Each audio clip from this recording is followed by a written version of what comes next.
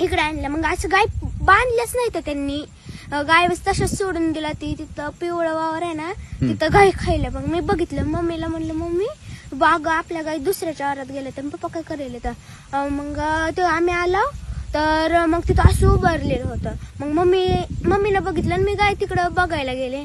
मग मम्मीनं बघितलं, मम्मी म्हणजे चिरकायचंच कळना, असा गळफास घेतलेला होता, चिरकायचंच कळना. मग मम्मीनं भाऊजी म्हणून हाक मारली. मग अंकलच्या आधी मी तिकडून आले पळत काय झालं की म्हणून. मग अंकल आलं. मग मम्मीला एकट्याला उचलूनच गेलं, म्हणजे असं वर मुंटका करायला उचलना गेलं. मग अंकलनी ती उचललं आणि आजोबांनी आडकी त्यानं ती दोवं कापलं. तू होते का होते, पण असं वाटतच नव्हतं असं गेल्यावर भेटते तर कसं पण येऊन भेटते तर मला. कसं भेटते असं म्हणजे लय लाड करतात. माझ्या भाऊन माझा लाड होता जास्त. पप्पा काय म्हणायचं तुला? काय नको, नुसतं पोलीस होऊन दाखव म्हणायचे मला. आता पप्पा तुझे गेले तर काय काय फिशकम गेले पप्पा तुझे?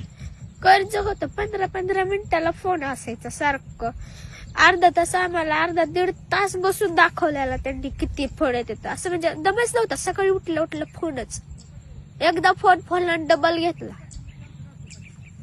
असं रडायचं पण, म्हणजे असं आम्ही रानात आलो की सुट्टी दिवशी ती रडायचं गळा धरून मम्मीच्या बी माझ्या बी रडायचं.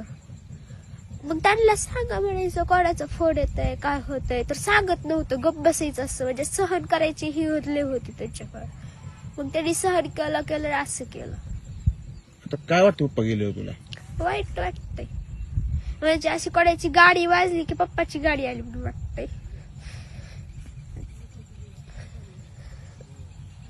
आता पप्पा स्वप्न पूर्ण करणार का तू? हो.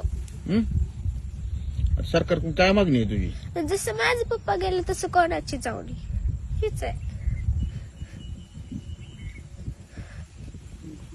नुकसान शेतात झालं तुमच्या? हो, सगळं ऊसात पण पाणी आहे, पेरूत आहे, लिंबूनी सगळीकडे पाणीच पाणी आहे.